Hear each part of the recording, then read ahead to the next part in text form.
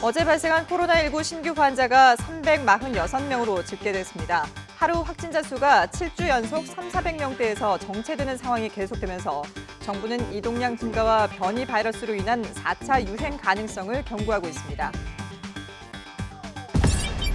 코로나19 백신을 접종한 사람이 31만 명을 넘어선 가운데 정부가 아스트라제네카 백신의 만 65세 이상 고령층 접종 여부를 이번 주 안에 결정할 것으로 보입니다. 조만간 열리는 예방접종 전문위원회에서 최종 결론이 날 전망입니다. 윤석열 전 검찰총장의 사퇴 이후 처음으로 검찰이 잠시 뒤 전국 고검장 회의를 엽니다. 회의에서는 혼란에 빠진 검찰 조직의 안정을 위한 대책과 중대범죄수사청 설치 법안에 대한 의견도 모을 예정입니다. 1년 이상 표류했던 한미 방위비 분담금 협상이 타결됐습니다. 미 국무부는 합의안에 의미 있는 증액이 포함됐다고 밝혔지만 한미 양측은 분담금 액수 등 구체적인 내용은 밝히지 않았습니다. LH 직원들의 투기 의혹에 대해 정부 합동조사단이 3기 신도시 6곳 등에 대한 전수조사를 진행하고 있습니다. 합동조사단이 이번 주 안에 1차 조사 결과를 발표할 계획인데 경찰청 국가수사본부가 수사를 이어갈 것으로 전망됩니다. 쿠팡에서 심야 배송 업무를 하던 40대 택배 노동자가 숨진 채 발견됐습니다. 고인은 심야 배송 업무를 전담하며 어려움을 호소해온 것으로 알려졌습니다. 택배연대 노조는 과로사에 따른 사망이라며 규탄 기자회견을 열 예정입니다. 시청자 여러분 안녕하십니까? 3월 8일 월요일 뉴스 라이브 시작합니다. 코로나19 신규 환자가 어제 하루 346명으로 사흘 만에 300명대로 내려왔습니다. 백신 접종도 열흘간 31만 명 넘게 1차 접종을 받았는데요. 취재기자 연결해서 알아보겠습니다. 김정윤 기자. 네, 사회부입니다. 예. 자, 최근에 신규 확진자가 계속 3,400명대를 오르내리고 있는데 오늘은 300명대로 집계가 됐죠? 네, 그렇습니다. 오늘 0시 기준 국내 코로나19 신규 환자는 346명입니다. 전날보다 70명 줄어 사흘 만에 300명대로 떨어졌습니다. 감염 경로를 보면 국내 발생이 335명, 해외 유입이 11명입니다.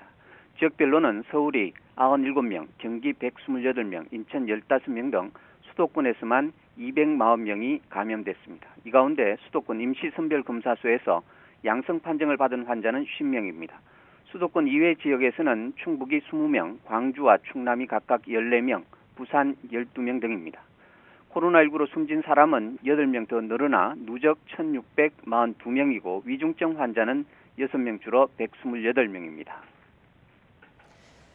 네, 백신 접종 현황도 알아보죠. 휴일이어서 코로나19 백신 접종을 받은 사람이 적었다고요?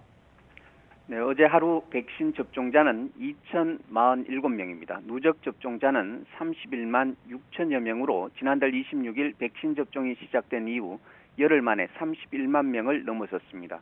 우선 접종 목표 대상의 40%가 넘는 수준입니다.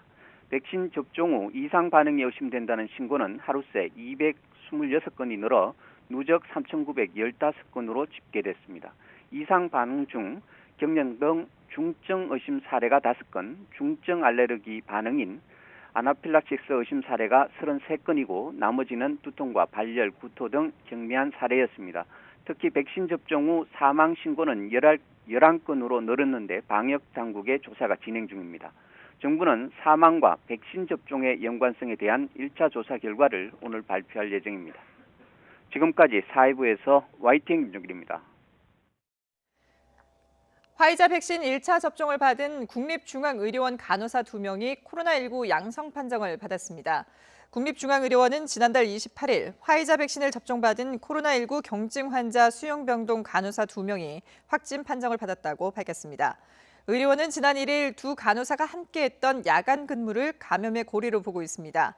국립중앙의료원은 간호사들의 확진과 백신 사이의 연관성은 없다고 설명했습니다. 특히 항체가 형성되려면 보름은 걸린다면서 백신을 맞는 과정에서도 코로나19에 노출되면 감염될 수밖에 없다고 설명했습니다. 국회가 4차 재난지원금 지급을 위한 추가 경정 예산안 논의를 본격화합니다. 더불어민주당은 오늘부터 관련 상임위원회를 잇따라 열어 추가 경정 예산안 예비 심사를 진행하고 예결특위를 거쳐 오는 18일 본회의에서 통과시킨다는 계획입니다. 관련 사업 수가 70개 정도에 불과한 만큼 이달 안에는 논의를 마칠 수 있다는 게 민주당의 입장입니다. 하지만 국민의힘이 이번 추경안을 보궐선거 매표용 꼼수라고 규정하고 꼼꼼한 검증을 벼르면서 세출 구조조정부터 할 것을 요구하고 있어 논의 과정은 쉽지 않을 것으로 보입니다. 앤서니 파우치 미국 국립알레르기 전염병 연구소장이 미국 고등학생들에 대한 코로나19 백신 접종은 올 가을, 초등학생들은 내년 1분기가 될 것으로 예상했습니다. 파우치 소장은 미국 CBS 방송과의 인터뷰에서 이같이 밝히고 현재 코로나19 신규 감염자가 하루 6만 명에서 7만 명 사이 수준인데 이는 용인할 수 없는 수준이고 정말 매우 높다고 말했습니다. 1년 이상 표류하던 한미 방위비 분담금 협상이 극적으로 타결됐습니다. 합의 내용이 곧 발표될 것으로 보이는데요. 이런 가운데 한미 연합훈련도 오늘부터 18일까지 일정으로 시작됐습니다. 자세한 내용 알아보겠습니다. 김문경 기자. 네, 국방부입니다. 예.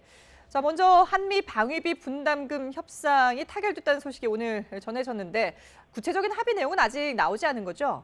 네, 그렇습니다. 아직 합의 내용은 알려지지 않았습니다. 다만 외신들은 새로운 협정이 2026년까지 5년간 유효할 것이라고 전하고 있습니다. 앞서 미 CNN 방송은 한미 양국이 방위비 분담금을 기존보다 13% 인상하는 단연 계약에 합의할 가능성이 크다고 보도했습니다. 종합해보면 인상률은 아직 알 수 없지만 미 언론 보도가 맞다면 단연 계약으로 타결되었을 가능성이 높아 보입니다. 우리 측 정은보 한미 분담금 협상 대사는 지난 5일부터 워싱턴 DC에서 미국 측과 협상을 벌여왔는데요. 외교부는 한미가 방위비 분담금 협상에 원칙적으로 합의했으며 내부 보고 절차를 마무리한 후 발표할 예정이라고 설명했고 미 국무부는 한미 방위비 분담금 협상 타결을 기쁘게 생각한다고 밝혔습니다. 미 국무부는 언론 논평까지 내놓았는데요. 이번 합의안은 한국의 주둔국 지원 기여금의 의미 있는 증가를 포함하고 있고 한미 동맹이 동북아와 자유롭고 개방된 인도태평양 지역의 평화와 안보, 번영의 핵심 축임을 재확인했다고 전했습니다. 이로 미루어 분담금이 어느 정도 인상됐을 가능성이 높아 한미 간 쟁점이 되었던 분담금 인상에게 관심이 쏠리고 있습니다. 네, 그리고 올해 전반기 한미 연합훈련도 오늘부터 시작됐죠? 네, 그렇습니다. 전반기 한미연합훈련이 오늘부터 18일까지 일정으로 시작됐습니다. 코로나 상황을 감안해 훈련 참가 규모도 최소화했고 전시작전권 전환 2단계 연습인 완전 운용 능력 검증도 미뤄졌습니다. 미군 증원 병력이 코로나 상황 등으로 국내에 입국하지 못하면서 결국 미뤄진 것으로 보입니다. 이번 훈련은 일부 방어, 2부 반격의 컴퓨터 시뮬레이션 훈련이 예상되는데요. 어떤 방식으로 진행될지는 알려지지 않았습니다. 또 야외 기동 훈련은 진행하지 않는데 이는 연대급 이상 대규모 훈련은 한미 각자가 대대급 이하 훈련은 연중 수시 연합 훈련으로 바뀐 데 따른 것으로 보입니다. 우리 군은 추후 검증 연습에 대비해 사성 장군이 지휘하는 전구작전 훈련을 일부 실시한다는 방침이지만 전작권 전환 조건인 검증 연습이 계속 미뤄지면서 문재인 정부 임기 내 전환이라는 국정 목표는 사실상 달성하기 힘들어졌습니다. 매번 한미 훈련에 강하게 반발하며 훈련 중단을 요구해온 북한은 아직 이와 관련한 공식, 비공식 반응은 내놓지 않고 있습니다. 지금까지 국방부에서 YTN 김문경입니다. LH 직원들의 신도시 투기 의혹이 국민적 공분을 낳고 있는 가운데 급기야 다급해진 정부가 어제 긴급 대국민 사과를 발표했습니다. 그러면서 토지 개발 등의 업무를 하는 부처나 기관 직원들의 토지 거래를 원천 차단하는 등 대책도 내놨는데요. 하지만 추상적이거나 현재 벌어진 투기 의혹에는 소급 적용이 어려운 점 등이 한계로 지적되고 있습니다. 취재 기자 연결하겠습니다. 김현우 기자. 네, 경제부입니다. 예. 자, 어제 홍남기 경제부총리가 정부를 대신해서 공식 사과했죠. 네, 그렇습니다. 당초 예정이 없었던 관계 장관 회의를 어제 긴급하게 열었습니다. 회의 이후 홍 부총리는 카메라 앞에 서서 머리 숙여 사과부터 했습니다. 직접 들어보시겠습니다. 경제를 책임지고 공공기관 관리까지 종합하는 책임 장관으로서 국민들께 깊은 마음으로 송구하다는 말씀을 올립니다. 홍 부총리는 우선 이번 LH 불법 투기 의혹 사태와 관련해 확인될 경우를 전제로 무관용 조치하겠다고 공언했습니다. 그러면서 재발 방지책도 제시했습니다. 우선 토지 개발이나 주택 업무를 하는 정부 부처나 기관의 직원들은 원칙적으로 토지 거래를 제한하기로 했습니다. 만약 불가피하게 토지를 사야 할 경우가 있다면 신고하도록 했습니다. 또 이들에 대해서는 부동산 등록제를 실시해 상시 감시 체제를 만들기로 했습니다. 하지만 이런 강력한 조치도 결국 새로운 제도나 법이 만들어지더라도 소급 적용이 어려워 지금 문제가 되고 있는 3기 신도시 투기 의혹을 엄벌하기에는 한계가 있다는 지적도 있습니다. 네, 이번에 광명, 시흥 신도시 예정 지역에서 투기 의혹이 불거지자 일부에서는 정부의 정책을 믿지 못하겠다면서 3기 신도시 계획 자체를 취소해야 된다라는 요구가 많은데요. 이 부분에 대해서는 정부가 어떤 대답을 내놨습니까? 네, 우선 결론부터 말씀드리면 정부는 LH 투기 의혹에 대해서는 사과, 이어서 공급 대책은 예정대로 추진이라는 답을 했습니다. 3기 신도시 추진 철회라는 일부 요구에 대해선 정면 돌파 의지를 못 박은 겁니다. 정부 입장에서는 힘들게 마련한 공급 대책 전체가 흔들릴 수 있다는 위기감이 작용한 걸로 볼 수 있습니다. 우선 홍 부총리의 발언 직접 들어보시겠습니다. 혹여나 이번 사태로 부동산 시장 안정을 위해 그간 모든 정책 역량을 쏟아부으며 진력해온 정부의 정책 의지와 진정성이 훼손될까 안타깝고 두렵습니다.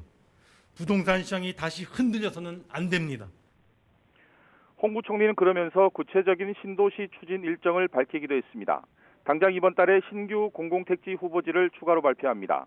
이어서 다음 달은 2차 공공재개발 후보지도 공개하기로 했습니다. 7월 3기 신도시 사전 청약 일정까지 내놨습니다. 그러면서 부동산 시장을 교란하는 행위에 대한 초강력 대처도 언급했습니다. 가장 눈에 띄는 대목이 시세 조작이나 내부 정보를 활용한 투기로 얻은 이득 이상을 회수할 방침을 밝혔는데요. 그러면서 예로 든 게 자본시장법입니다. 이 경우 주식 미공개 정보를 활용해 이득을 얻을 경우 얻은 이득의 최대 5배의 벌금을 물리도록 하고 있습니다.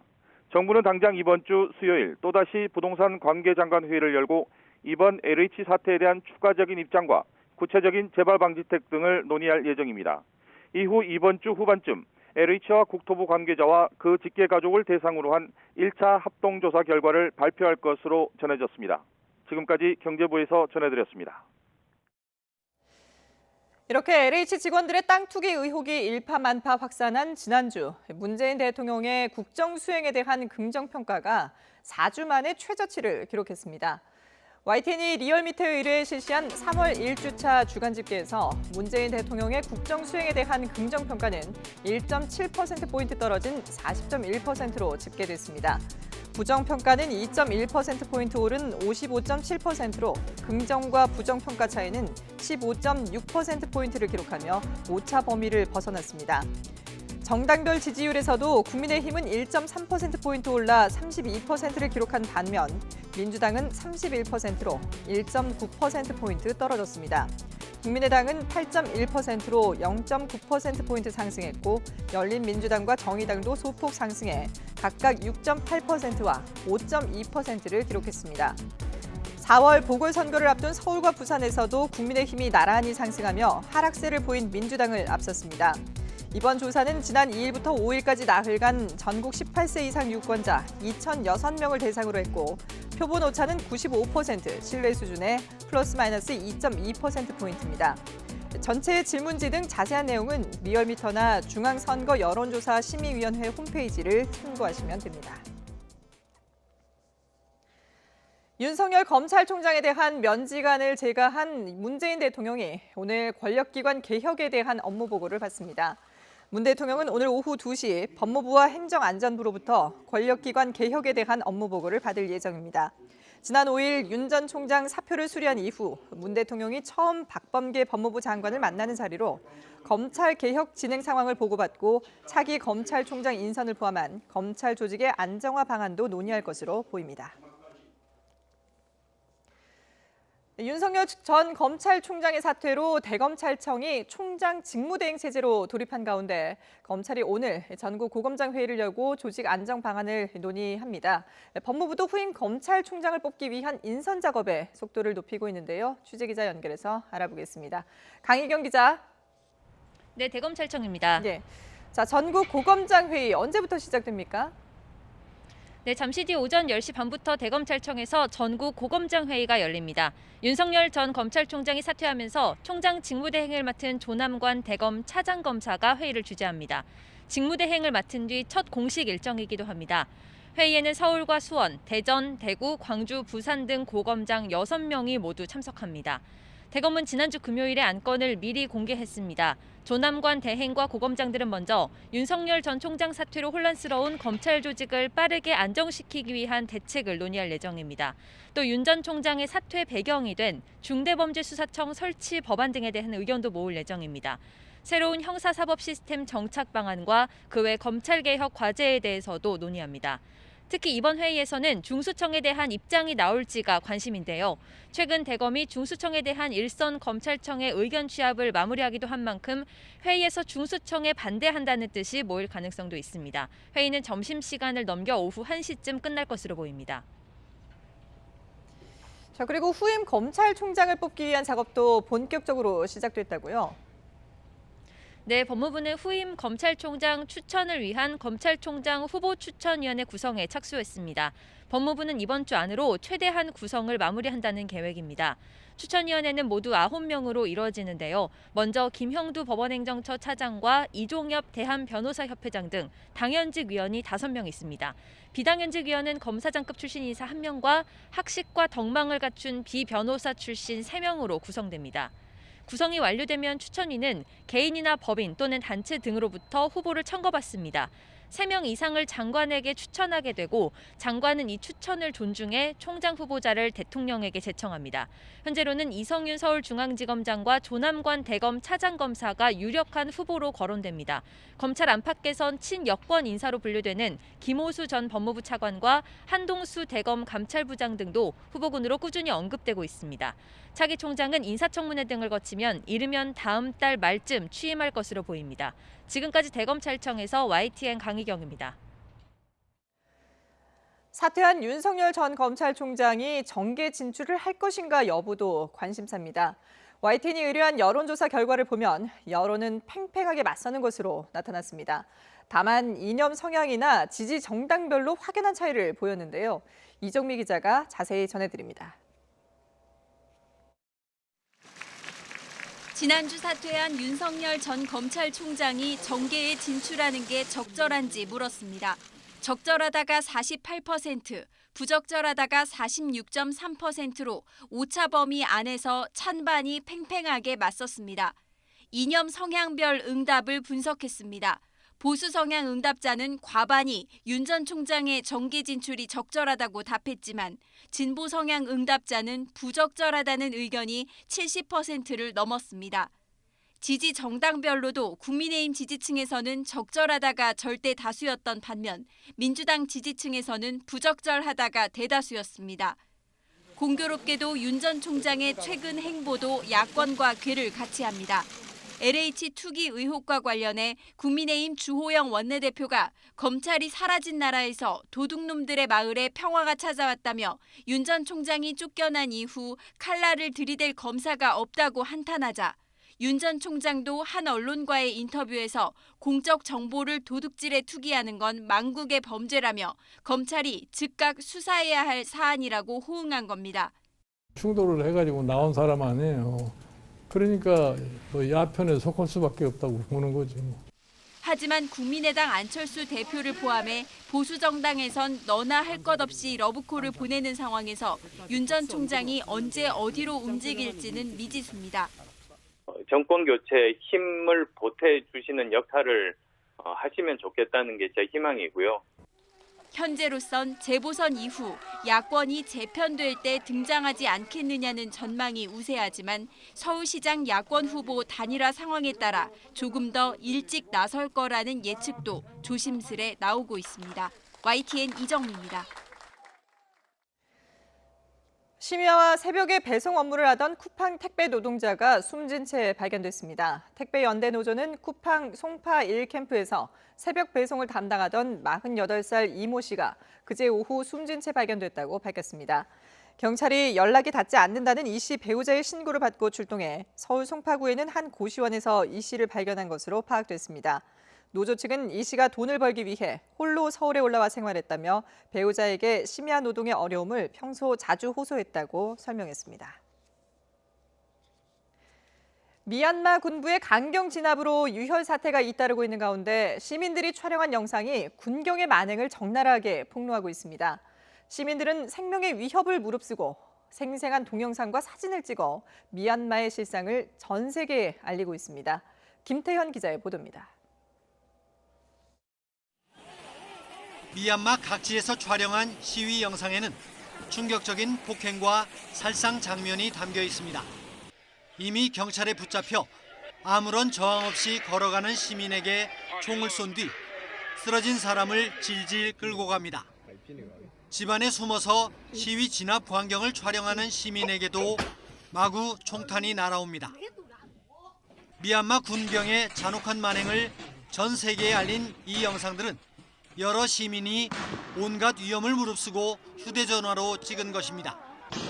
건물 폐쇄회로 TV에 찍힌 동영상도 적지 않습니다. 소셜미디어를 통해 전파되는 영상은 국제사회 여론 형성의 기폭제가 되고 있습니다. 지난달 군경이 쏜 실탄에 맞아 쿠데타 이후 첫 사망자가 된 20살 가인의 피격 장면도 동영상에 담겨 확고한 증거가 됐습니다. 지난 3일 버기너 UN 미얀마 특사는 화상회견을 통해 매우 충격적인 동영상들을 보았다고 폭로했습니다. Today it was the bloodiest day since the coup happened on the 1st of February. We had only today, 38 people died. 동영상에는 화면 양쪽에 검은 부분이 나타나거나 창틀이나 발코니의 기둥이 드러난 경우가 많습니다. 촬영자에게도 무차별 총격이 가해지는 상황에서 숨어서 찍은 것임을 보여줍니다. 목숨을 건 시민 기자들의 활약으로 국제사회는 미얀마의 현실을 직시하고 있습니다. YTN 김태현입니다. 국내 코로나19 신규 확진자가 사흘 만에 다시 300명대로 줄었지만 방역당국은 신규 확진자의 80% 정도가 집중된 수도권의 재확산 가능성을 우려하며 환자 발생 상황을 주시하고 있습니다. 정부는 하루 50만 건까지 진단검사 역량을 확대해서 혹시 모를 4차 유행을 사전에 막겠다는 방침입니다. 이런 가운데 백신 접종에도 속도가 붙으면서 가장 먼저 접종을 시작한 요양병원에서는 접종률이 이미 80%를 넘어섰는데요. 자세한 내용은 유재복 해설위원 그리고 김경우 서울백병원 가정의학과 교수와 함께 살펴보겠습니다. 안녕하십니까? 안녕하세요. 네. 자, 최근에 이제 계속 300~400명대 신규 확진자 수가 이렇게 오르내리고 있어서 전체적인 숫자가 큰 의미가 없다고는 하지만 그래도 어제 하루 신규 확진자 수를 좀 정리를 해볼까요? 어제가 346명인데요. 국내 발생은 335명이고요.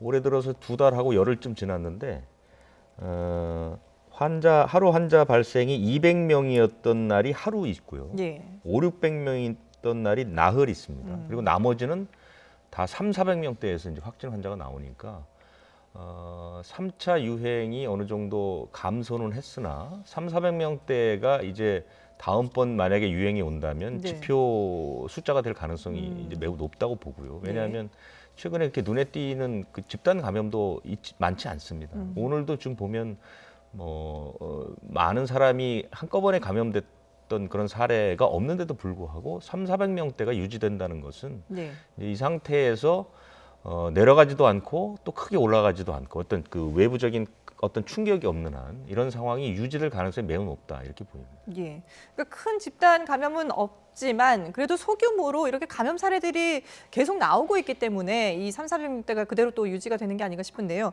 지금 가족 모임, 또 지인 모임, 음식점을 중심으로 해서 확진자들이 또 보고가 되고 있죠. 그러니까 지금 최근에는 지금까지 우리가 손으로 꼽았던 그 집단 감염, 그러니까 요양시설을 통한 집단 감염이 눈에 띄게 줄었죠. 네.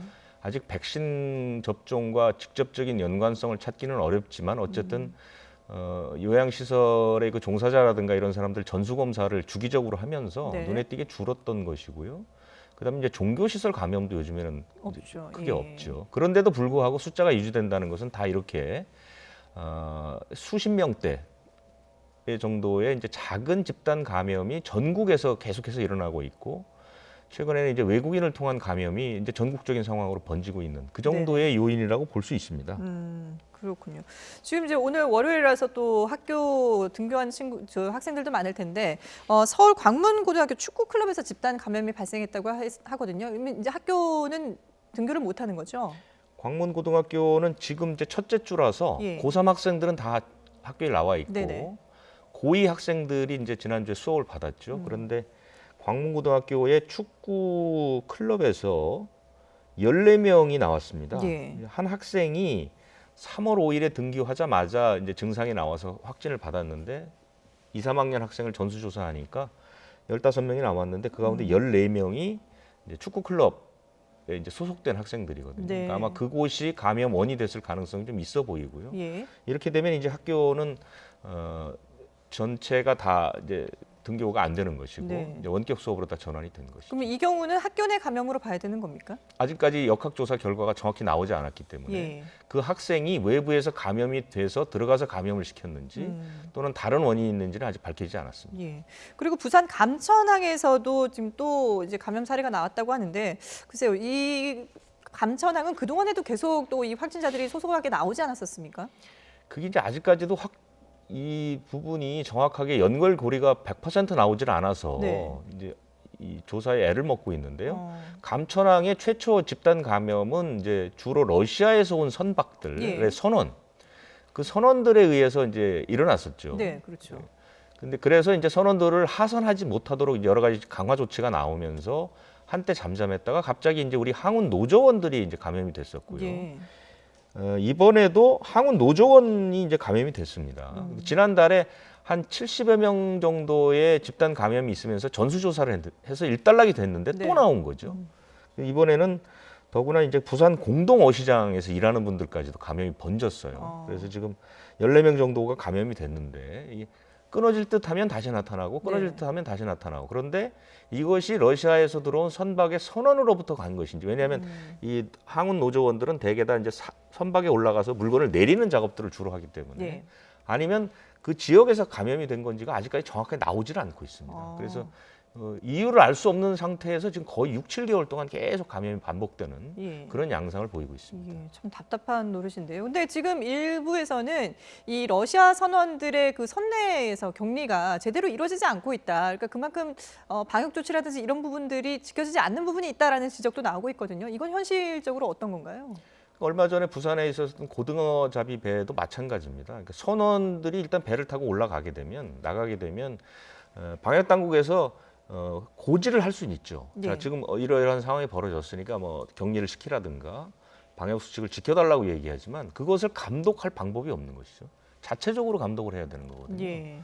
그런데 그 감독할 수 있는 그 확실한 방법이 없다 보니까 이렇게 이제 더구나 외국 선원들이기 때문에 더 우리가 관리하기가 어려운 거죠. 그게 해외 선박이기 때문에 우리가 관리하기 힘들다는 그렇습니다. 거죠? 자체적으로 이제 관리 감독을 해야 되는데 네. 그런 부분들이 잘 안 지켜지는 경우가 많거든요. 그러다 보니까 이제 우리 항운 그 노조원들이 올라가 있을 때 러시아는 일단 들어오게 되면 일단 검사는 다 받으니까요. 예. 문제는 없지만 무증상 감염일 수도 있고 잠복기일 수도 있는 그런 상황에서 네. 불가피하게 접촉들이 일어날 수 있는 것들이거든요. 그래서 그런 부분 때문에 이것이 감염이 계속해서 되는 것인지 아니면 뭐 별도의 어떤 원인이 있는 건지가 정확하게 나오질 않고 있어요. 그래서 예. 어쨌든 외국 선원들이 그 방역 수칙을 100% 잘 지키고 있다라고 얘기하기는 좀 어려운 그런 이제 그 어떤 그 정보들이 좀 나오고 있다. 그것은 네. 사실입니다.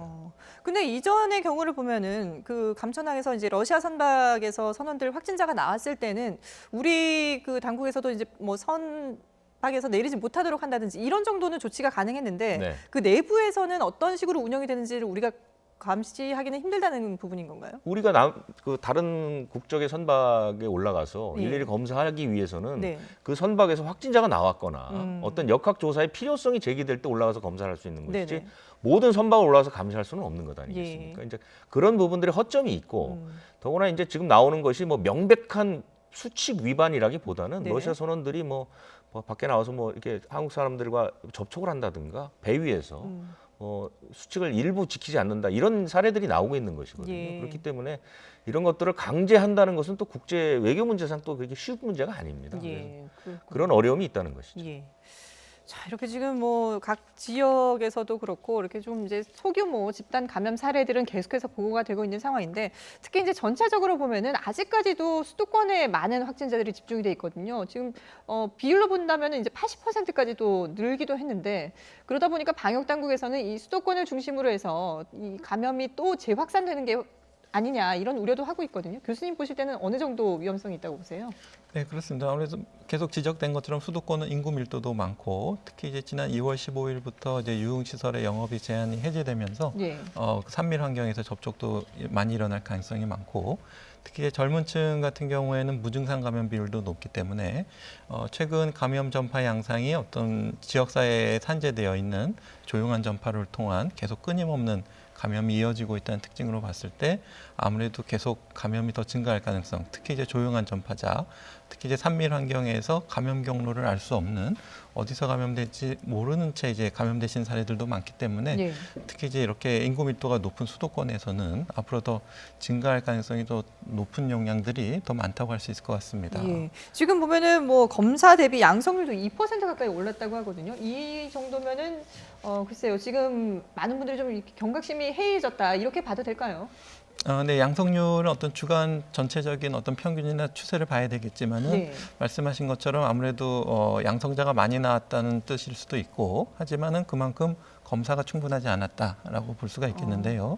검사가 충분히 되지 않았다는 것은 우리가 좀 못 찾아낸 조용한 전파자가 아직 조금 더 상대적으로 많을 수가 있겠고 그분들을 빨리 찾아내서 차단하지 않으면 계속 조용한 전파가 일어날 가능성이 많다는 뜻일 수가 있기 때문에 조금이라도 증상이 의심되거나 무증상이지만 조금 노출이 되고 접촉이 의심이 되시는 분들이 조금 더 적극적으로 검사를 받으셔서 검사량이 좀 많아져야지 우리가 조금 더 추가적인 N차 전파를 막을 수가 있기 때문에 물론 일시적인 양성률 증가 현상일 수도 있지만 양성률이 높다는 것은 이제 좀 좋은 지표의 어떤 확인은 아닌 것 같고요. 양성률이 계속 좀 적어야 될 것 같습니다. 그래서 이제 방역 당국에서도 하루 검사 건수량을 뭐 50만 건까지도 늘리겠다라고 했는데 이 검사 건수를 많이 늘려서 그만큼 숨어 있는 감염자들을 찾는 것이 지금 상황에서는 가장 중요하다고 볼 수 있는 건가요? 그렇습니다. 우리가 거리두기나 어떤 방역 수칙 준수도 중요하지만은 빨리 감염자를 찾아내서 그분들이 추가적인 전파를 일으키는 것을 차단하는 것이 감염 전파를 낮추는 또 중요한 전략이기 때문에 검사를 가급적이면 많이 하는 것이 필요한데요. 근데 문제는 이제 검체 채취를 하려면 선별 검사소를 설치하고 인력이 동원돼야 되고 좀 한계가 있기 때문에 이제는 조금 더 검사 수량을 확대하려면은 조금 더 좀 확대된 전략. 예를 들면 이제 좀 스스로 자가 검체를 채취하는 방법도 좀 도입한다든지 또 아니면 어린 학생들 또 부모님이 해주신다든지 뭐 해외 사례를 좀 참조해서 검체를 많이 채취할 수 있는 방법도 같이 우리가 좀 고민을 해본다면 검사량을 좀 많이 좀 손쉽게 또 누구나 또 응할 수 있는 조금 손쉽게 할 수 있는 방법이 될 수 있지 않을까 이렇게 예상합니다. 근데 그 검체 채취에는 사실 전문가가 해야 된다라고 많이들 얘기를 하잖아요. 근데 일반적으로 이제 가정이나 이런 데서도 할 수 있는 그러니까 신속 항원 그 키트하고는 다른 거잖아요. 네, 맞습니다. 근데 이 검체를 일반인들도 충분히 검사를 할 수 있다는 건가요? 네, 물론 이제 우리가 구강으로 채취할 때는 좀 큰 어려움은 없으실 것 같은데 이제 코 같은 경우에는 이제 또 좀 사람마다 좀 민감하실 수가 있어서 깊이 비인두까지 드시기에 좀 어려우실 수가 있는데 가정용을 할 때는 조금 더 짧게 깊이는 못 넣는다고 해도 중간 정도까지는 좀 채취할 수가 있고 코안을 채취할 수는 있겠고 그렇게 되면은 아무래도 검체 채취율이 좀 떨어질 수가 있는데 민감도는 좀 떨어질 수 있지만 우리가 바이러스 양이 많을 때는 이렇게 좀 깊이 안 넣어도 양성이 나올 수가 있기 때문에 아주 바이러스 양이 적을 때를 찾아낼 수 없는 단점은 있겠지만은 더 장점이 더 많다면 그리고 그것이 음성이라고 해도 뭐 안심하지 말고 방심하지 않도록 하는 조치가 추가로 된다면은 자가 검체 채취를 좀 많이 도입해 보는 것도 좋을 것 같습니다. 자, 지금 이제 검사량도 늘리는 반면에 또 이제 그 백신 접종도 많이 늘어났거든요. 지금 30만 명을 넘어선 거죠? 예, 그렇습니다. 30만 명 넘었고요. 어제는 그 휴일이다 보니까 2,000명 정도가 새로 주사를 맞았죠. 그래서 31만 6,800명 정도 됩니다. 거의 대부분은 다 아스트라제네카고요. 그래서 지금 1차 접종 대상자가 75만 명 조금 넘습니다. 거기에 이제 그 65세 이상 노인이 빠졌기 때문에 그런데 그 가운데 한 40%가 좀 넘어갔습니다. 이게 이제 3월 20일, 그러니까 오늘 20일까지 1차 접종 대상자를 다 이제 주사를 놓기로 했는데 실제로 지난주를 돌이켜 보면 지난달 26일에 시작은 됐지만 사흘 연휴를 거쳐서 지난 2일부터 사실상 제대로 이제 접종이 시작됐거든요. 네네. 그러니까 한 나흘 정도인데도 이 정도 나온 거 보면 계획했던 대로 다 접종은 될 것 같고요. 예. 요양병원이 80%를 넘었고 요양시설이 50%를 넘었습니다. 그렇기 예. 때문에 현재 접종 상황은 상당히 순조롭다 이렇게 볼 수 있죠. 예. 그런데 이게 이제 접종자 수가 늘어나면서 그만큼 또 이상 신고도 반응이 신고들이 좀 늘고 있더라고요. 어느 정도인가요?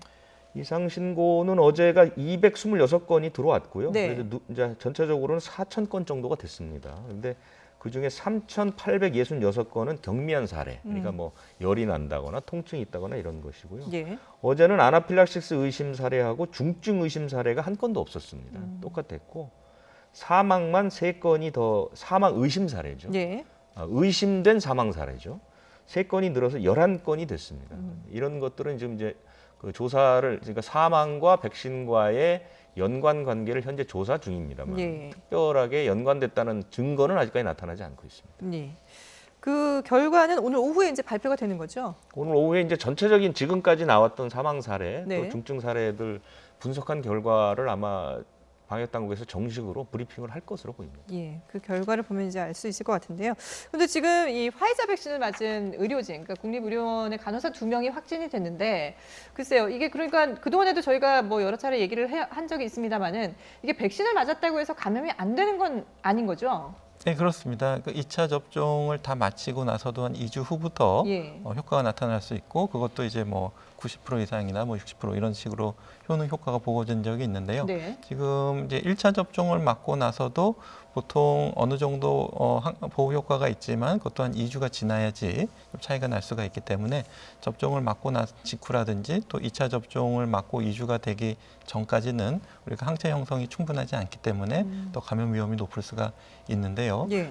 이제 해외에서는 이제 뭐 1차 접종만 하더라도 어느 정도 좀 항체 형성 효과, 감염 예방 효과가 있을까 이런 것에 대한 연구들이 많이 좀 진행되고 있는데 현재까지는 그래도 2차 접종을 다 맞고 예정대로 그때까지 감염 예방에 철저한 주의가 필요한 권고를 계속 유지하고 있습니다. 예. 그러면 이게 백신을 맞기 전에 걸렸을 때하고 또 이 백신 접종 후에 걸렸을 때 이 차이가 있습니까? 이 본인이 앓고 지나가는 정도가요? 네, 일단은 지금 뭐 이스라엘 연구들을 통해서 봤을 때 우리가 어느 정도 2차 접종 맞고 충분히 항체가 생긴 상태에서 걸릴 수는 있는데 예. 예방접종을 맞고 나서 걸린 상태에서는 안 맞은 상태에서 걸린 상태보다 똑같이 두 분 다 이제 걸린 네네. 거지만 예방접종을 맞은 상태에서 바이러스 양이 적고 또 바이러스 배출 기간이 짧고 다른 사람에게 옮길 가능성이 적다. 그러니까 많이 전혀 안 옮기는 건 아니지만은 예. 상대적으로 적게 옮길 가능성이 많다.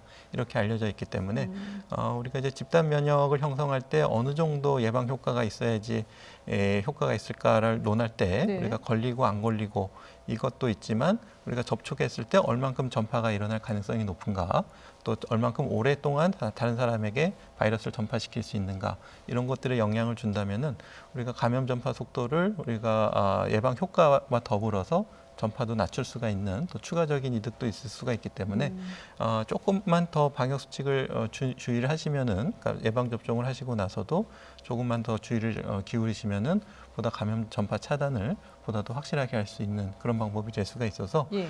예방 접종 맞고도 방역 수칙을 준수해야 된다는 것에서 조금 부담을 느끼실 수는 있지만 훨씬 확률을 더 줄일 수가 있기 때문에 예방 접종을 맞고 나서 2차 접종 전이라고 하더라도 절대 방심하지 마시고 예. 현재 하시고 계신 방역 수칙 준수를 잘 지켜주시는 것이 필요하겠습니다. 그러면 이런 경우에는 이게 보통은 이제 앓고 나면은 항체가 생긴다고 하잖아요. 그럼 남은 2차 접종도 마저 해야 됩니까? 네, 이제 1차 접종 맞고 나서 이제 감염되신 네네. 2차 접종 사이에 감염되신 상태에서 물론 이제 격리된 상태에서는 맞으시면 안 되겠고요. 이제 격리가 해제된 다음에 네. 이제 맞으셔야 되겠고 특히 이제 또 치료 기간 중에 항체 치료제 같은 것을 혈장 치료 등 항체 치료제를 쓰시는 경우에는 예. 그 항체가 이제 우리가 2차 접종을 하더라도 항체 형성에 영향을 줄 수가 있기 때문에 그런 특수한 경우가 있는지 한번 살펴봐야 되겠고 예.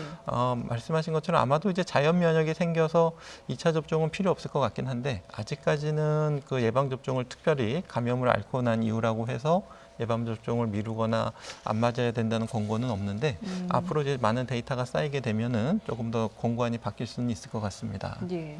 근데 이게 그 접종을 하고 나서 뭐 열이 난다, 이제 경미한 사례들이 아무래도 가장 많습니다만은 열이 날 때 해열제를 먹어도 된다라고 지침이 나왔는데 의사협회에서는 또 이게 항체 형성에 오히려 또 방해가 될 수 있다 이런 입장을 내놓기도 했거든요. 어느 게 맞는 건가요? 네, 그동안 뭐 다른 백신도 그렇고 예. 백신을 접종 맞고 나서 당연히 어떤 면역 반응으로 열이라든지 근육통이 있으실 수가 있는데 또 정도도 또 뭐 가벼운 것부터 좀 심하신 경우도 있겠고 그래서 많은 연구들에서 보게 되면 일단은 그 진통 해열제를 먹는 시점이 제일 중요하다. 그러니까 접종을 맞기 전에 미리 먹게 되면 그것은 항체 형성을 떨어뜨리기 때문에 네. 뭐 아세타미노펜 계열이든 뭐 비트레스성 소염제든 어떤 진통제든지 복용을 안 하는 것이 좋겠고요.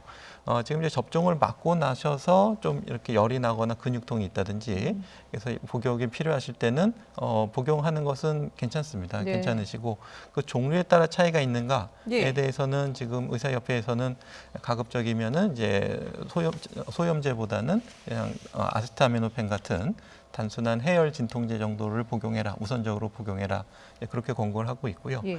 전문가나 그룹마다 좀 차이가 있는데 미국 질병청 같은 경우에서는 미리 먹지만 않으면 접종 후에 생기는 이런 증상에 대해서 특별히 그 제한 없이 예.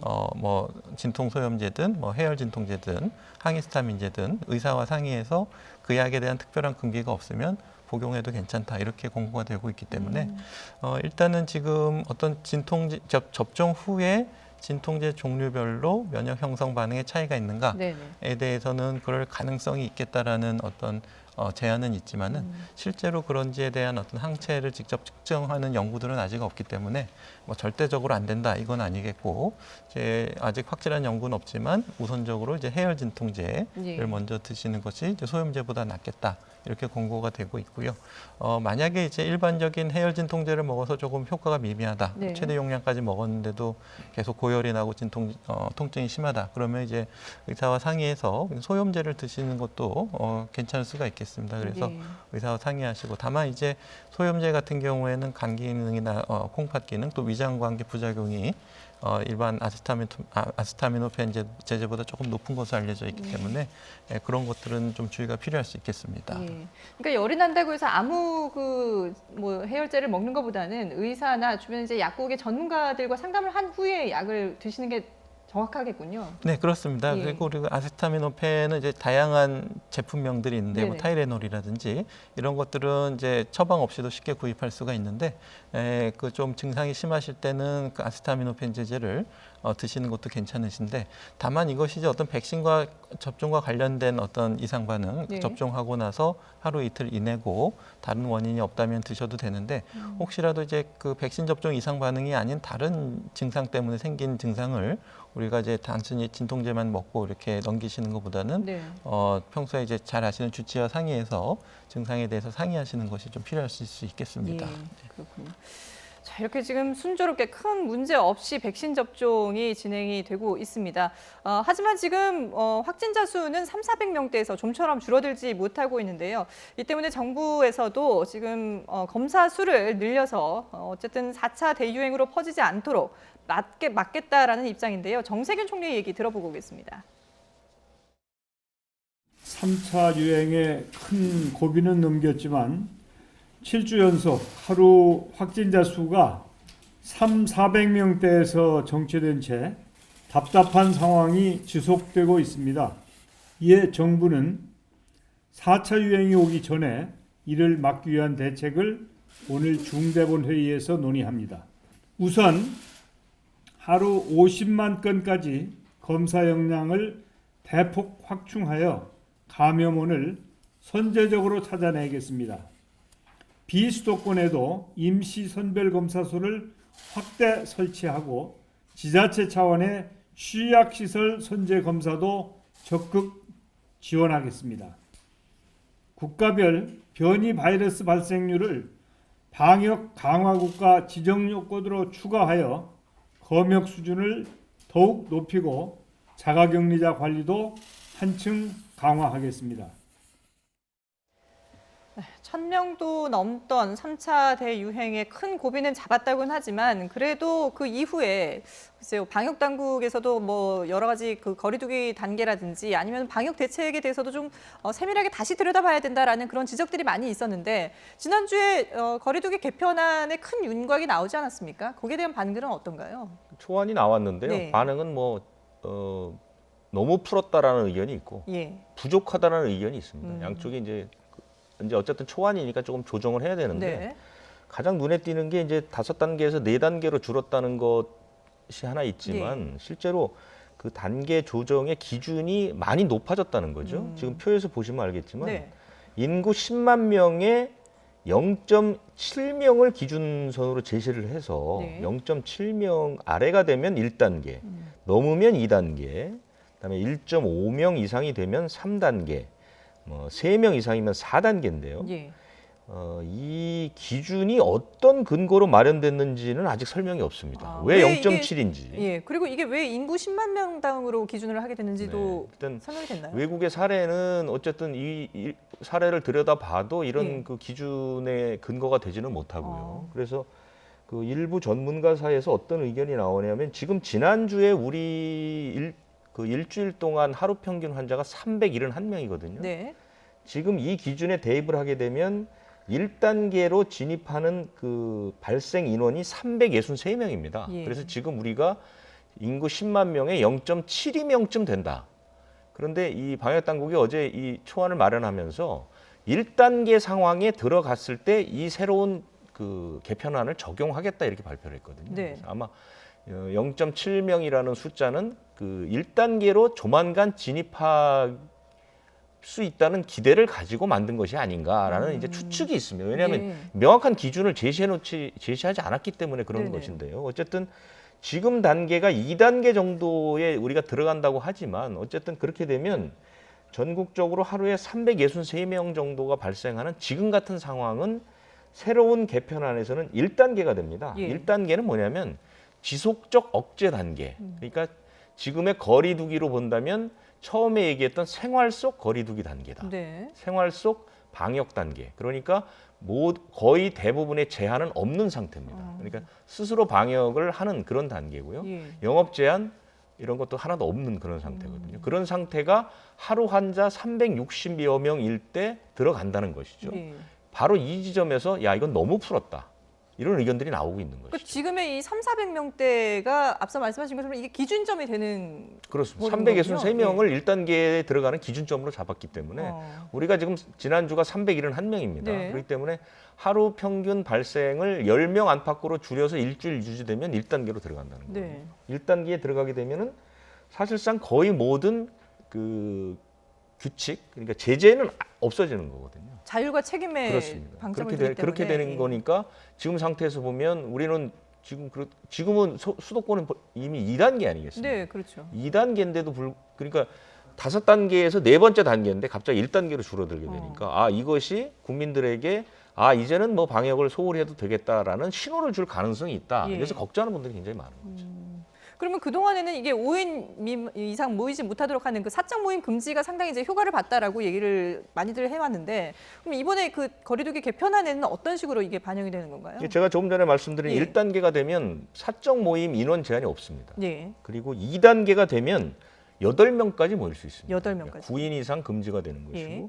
지금 하고 있는 5명 이상 사적 모임 금지는 3, 4단계에서 적용이 됩니다. 3단계가 되면 4명, 4단계도 물론 그런데 4단계는 이제 오후 6시 이후에는 2명 이상 못 모이게 되는 상당히 그거는 또 너무 강한 네네. 또 조치가 들어가게 되는데요.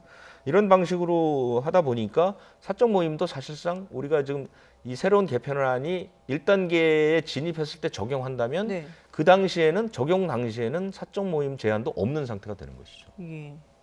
교수님 글쎄요. 이 이제 거리두기 개편안이 나온 이후에 뭐 이제 반응들이 좀 엇갈리고 있는데 교수님 보실 때는 지금 이 거리두기 단계 개편안 글쎄요. 어느 정도 수준이라고 보세요? 네, 위원님 지적하신 거에 저도 동의하고요. 너무 좀 위헌된 기준이 적용될 가능성이 많이 완화된 것이다. 그렇습니다. 예, 그래서 우리가 새로운 개편을 고민할 때 이제 지난 3차 유행 12월 달의 상황을 한번 좀 분석해 보는 것이 필요할 수가 있을 것 같은데요. 네. 뭐 여러 가지 요인이 있지만 좀 그 당시에도 좀 격상 기준이 조금 좀 완화된 상태였기 예. 때문에 우리가 병상을 가지고 있는 것에 비해서 4,500명 선까지 유지할 수 있겠지 했지만 예상을 뛰어넘는 확진자가 나왔던 사례가 있기 때문에 지금도 우리가 어느 정도 지난 3차 유행을 통해서 병상을 늘렸다고는 하지만 그래서 뭐 1,100명까지 수용이 가능하다고는 하지만은 그렇다고 해서 우리가 또 더 이완된 기준을 적용하기는 조금 어려울 것 같고 네. 병상 여유가 있다고 하더라도 계속 좀 보수적인 기준을 좀 적용해야 될 것 같고요. 또 지난번에 겨울 유행을 예상을 못했듯이 지금 이번에도 이제 변이 바이러스도 네. 가능성이 아직은 지역사회 유행은 없지만은 일단 해외 유입 환자도 계속 있고 또 아직까지는 변이 바이러스 환자들을 기존의 바이러스 감염 환자랑 같이 또 계시기 어렵기 때문에 네. 또 별도의 또 격리실에서 진료를 하고 있기 때문에 여유 병상을 우리가 셀 때 좀 다른 고려가 더 좀 필요할 수가 있겠고요. 네. 또 지금 이제 예방 접종률에 따라서 거리두기 단계를 좀 연동해서 하지 않을까 싶었는데 요번에 이제 역시 핵심 지표는 아무래도 계속 일일 신규 확진자 수를 기준으로 하고 있고 감염제 생산 지수를 여전히 좀 보조 지표에 뒀다는 것이 조금 더 아쉬운 점이 되겠는데 감염제 생산 지수를 조금 더 적극적으로 활용해서 네. 1, 2주 후에 감염 증가세를 예측할 수 있는 지표로 삼을 수가 있기 때문에 그런 지표들을 좀 신규 확진자 수 이외에도 조금 더 적극적으로 활용하는 방안이 필요할 것 같습니다. 그러니까 지금 이 안은 어쨌든 초안이기 때문에 그동안에 이제 주변에 그 많은 전문가들의 의견도 듣고 여론도 수렴해서 조정이 가능한 거잖아요. 그러면 지금 교수님 보실 때는 감염 재생산 지수를 활용할 수 있는 방안이 포함되는 것이 일단은 중요하다고 보시는 건가요? 그럼 그 이후에 또 어떤 부분들이 좀 수정이 필요하다고 보세요? 네, 그래서 지금 물론 이제 보조 지표로 예. 또 감염자 불명 비율이라든지 방역내 관리 비율 이런 것들도 계속 참조는 하겠는데 일단은 그걸 조금 더 적극적으로 활용해야 되겠고 또 이제 이번 조정안에서는 이제 거리두기 단계를 조정할 때 중수본에서 일괄적으로 조정하는 것이 아니라 관계자들의 어떤 협의를 거쳐서 단계 조정을 한다는 부분이 있기 때문에 아마도 뭐 확진자 수만 가지고 이렇게 조정할 것 같지는 않지만 그래도 그것보다 증가세를 예측할 수 있는 지표들을 활용해서 지난 3차 유행 때 어떤 교훈을 봤을 때 사실 질병청에서는 이제 11월 중순쯤에 지금 현재 감염 재생산 지수가 한 1.5를 상회하기 때문에 3, 4주 후엔 1,200명이 나올 거라는 예상을 했었는데 거기에 대해서 우리가 조금 병상수 준비를 좀 미리 못했던 적이 있거든요. 그래서 우리가 뭐 100% 맞지는 않지만 앞으로 이제 2, 3주 후에 어떤 감염 확산세를 예상을 한다면 보다 선제적으로 강화된 조치를 할 수 있는 그런 기전들이 조금 더 들어갔으면 좋겠는데 아마 이 초안에 세부적인 방안은 없고 그 단계를 적용할 때 아마 충분히 적용될 수는 있겠지만 그런 것들을 조금 더 많이 활용하는 것들을 명시하는 것이 좋을 것 같고요. 뭐 이제 세부적인 내용은 굉장히 많지만 또 이제 한 가지 추가로 본다면 우리가 이제 어떤 기술 기반의 환경 관리, 특히 밀폐된 환경에서 우리가 어떻게 하면 가급적이면은 감염 전파를 줄일 수 있는 것인가. 지금까지 어떤 기술 기반에서 어떤 이렇게 비말 차단막 이것의 효과에 대해서 또 어떤 그런 것들을 예를 들 수가 있겠는데 근데 사실 이제 비말 차단막에 대한 어떤 효과 분석도 약간 좀 초보적인 분석밖에 없기 때문에 효과에 대해서 보다 좀 첨단 기술 같은 것을 동원해서 지금 이산화탄소를 측정해서 밀폐도를 측정한다든지 그런 예시는 있는데 보다 실내 공기질을 조금 더 양호하게 관리할 수 있는 그런 기술 기반의 아이디어들이 좀 접목될 수 있는 부분을 좀 적극적으로 활용하는 것도 좀 필요할 것 같습니다. 예, 알겠습니다. 자, 어쨌든 방역당국에서 지금 초안에 거리두기 개편안을 내놨고 거기에 대해서 이제 세부적인 조정이 필요할 것으로 보이는데요. 과연 이게 또 새로운 거리두기 개편안이 언제부터 적용될 수 있을지도 관심인데요. 계속 지켜보도록 하겠습니다. 네, 지금까지 유재복 해설위원 그리고 김경우 서울백병원 가정의학과 교수와 함께했습니다. 두 분 말씀 잘 들었습니다. 네, 감사합니다.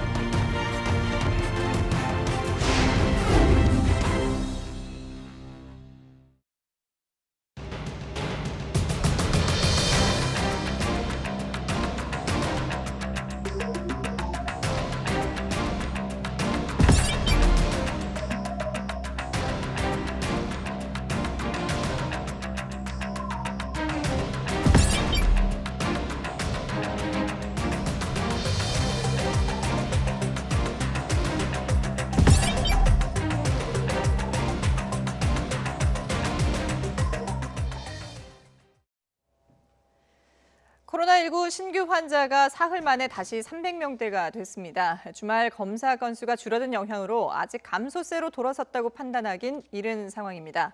중앙방역대책본부는 오늘 0시 기준 국내 환자가 346명 늘어 누적 92,817명이 됐다고 밝혔습니다. 지역 발생은 335명으로 수도권 중심 확산이 계속됐습니다. 서울이 97명, 경기 128명, 인천 15명 등 수도권에서만 240명이 확진됐습니다. 대전과 경남을 뺀 충북, 광주, 부산 등 전국 15개 시도에서 환자가 나왔습니다. 숨진 사람은 8명이 늘어 국내 사망 누적은 1,642명으로 집계됐습니다. 위중증 환자는 6명이 줄어 누적 128명이 됐고 완치 환자는 254명 늘어 격리 해제 누적은 83,474명입니다. 신규 해외 유입은 11명으로 이 가운데 5명이 검역 과정에서 확인됐습니다. 중앙재난안전대책본부는 코로나19 백신 접종이 시작된 이후 열흘간 전국에서 31만 6천여 명이 1차 접종을 받았으며 3,900여 건의 이상 반응이 보고됐다고 밝혔습니다. 전해철 중대본 2차장은 오늘 중대본 회의 모두 발언을 통해 접종 10일째인 어제까지 31만 6,865명에 대한 접종이 이뤄졌다며 이는 우선 접종 목표 대상 인원의 41.5% 수준이라고 말했습니다. 전 2차장은 접종 기간 3,900여 건의 이상 반응이 신고됐지만 대부분은 두통과 발열 등 가벼운 증상이라며 접종 이후 사망 및 아나필락시스 의심 신고 사례는 역학조사를 통해 인과성 여부를 조사하고 있고 1차 조사 결과는 오늘 국민 여러분께 설명해 드릴 예정이라고 말했습니다. 국립중앙의료원은 지난달 28일 화이자 백신을 접종받은 코로나19 경증 환자 수용병동 간호사 2명이 확진 판정을 받았다고 밝혔습니다. 의료원은 지난 1일 두 간호사가 함께 했던 야간 근무를 감염의 고리로 보고 있습니다. 국립중앙의료원은 간호사들의 확진과 백신 사이의 연관성은 없다고 설명했습니다. 특히 항체가 형성되려면 보름은 걸린다며 백신을 맞는 과정에서도 코로나19에 노출되면 감염될 수밖에 없다고 설명했습니다. 세계에서 가장 높은 백신 접종률을 보이고 있는 이스라엘이 카페나 음식점 영업을 다시 허용하며 경제 봉쇄 수위를 또 낮췄습니다. 조금씩 일상을 회복하는 모습이지만 이번 달 말 총선을 의식해 정치적인 결정을 내렸다는 비판도 나오고 있습니다. 박경석 기자의 보도입니다. 문을 닫았던 카페에 손님들이 다시 찾아왔습니다. 백신을 맞았거나 코로나19 음성이라는 사실을 증명하는 그린패스만 있으면 누구나 카페를 자유롭게 이용할 수 있습니다. אני כל כך שמח שהכל נפתח מחדש ואני מקווה מאוד שהאנשים באמת ישמרו את כל ההנחיות ואנחנו נוכל להמשיך ולשבת בבתי קפה האלה. 사장과 종업원들도 오랜만에 손님 맞이에 분주합니다. We're very happy that this day came. We've been preparing for this day for a very long time. You see, we opened all the tables and the chairs, and we're waiting for customers. 이스라엘 정부가 경제 봉쇄 조치를 완화한 것은 지난달 7일 이후 이번이 세 번째입니다. 제한적이지만 학생들의 등교가 재개되고 뉴욕과 런던 등의 하늘길도 다시 열립니다. We still have to watch ourselves. We have to wear masks, keep the distances that people require, but social distance. But we're coming out of it. 하지만 우려의 목소리는 여전합니다. 빠르게 감소하던 하루 신규 확진자 수가 최근 3,000명대에서 더 줄지 않고 있고 감염 재생산 지수도 다시 1을 넘어섰기 때문입니다. 국민의 절반 이상이 백신을 맞았지만 재확산 가능성도 배제할 수 없는 상황입니다. 이 때문에 오는 23일 총선을 앞두고 정부가 정치적 계산에 따라 봉쇄를 풀었다는 비판이 공개적으로 나오고 있습니다. YTN 박경선입니다. 다음 대통령을 뽑는 선거가 이제 1년 앞으로 다가왔습니다. 윤석열 전 검찰총장의 전격적인 사퇴로 선거판도 요동치고 있는데요. 윤 전 총장이 사퇴 뒤 실시한 첫 대권 후보 여론조사에서 단숨에 1위를 기록했다는 결과가 나왔습니다. 국회로 가보겠습니다. 우철희 기자. 네, 국회입니다. 예, 윤석열 전 총장 대권 후보 지지율 1위를 기록했다고요? 네, 그렇습니다. 이제 내일이면 제20대 대통령 선거를 딱 1년 남겨놓게 됩니다. 다음 달 7일 치러지는 보궐선거가 끝나게 되면 정치권도 본격적인 대선 체제로 접어들게 되는데요. 아직 대권 판도 예측이 쉽지 않은 상황에서 대권 후보 지지율 여론조사가 나왔습니다. 윤석열 전 총장 사퇴 뒤 진행한 첫 여론조사인데 윤 전 총장이 5차 범위 밖 1위를 기록했습니다. 그래픽을 한번 보시면요. TBS가 한국사회여론연구소에 의뢰해 실시한 차기 대선 후보 적합도 조사 결과인데요. 윤석열 전 총장 지지율이 32.4%로 나타났습니다. 이재명 경기지사가 24.1%로 2위를 기록했고 더불어민주당 이낙연 대표가 14.9%로 뒤를 이었습니다. 지난 5일 하루 전국 18세 이상 남녀 1,023명을 대상으로 실시한 조사로 표본 오차는 95% 신뢰 수준에서 플러스 마이너스 3.1%포인트입니다. 전체 질문지 등 자세한 내용은 중앙선거여론조사심의위원회와 한국사회여론연구소 홈페이지를 참고하면 됩니다. 앞서 사퇴 전 실시된 여러 여론조사에 비해서 지지율이 급등한 것으로 볼 수 있습니다.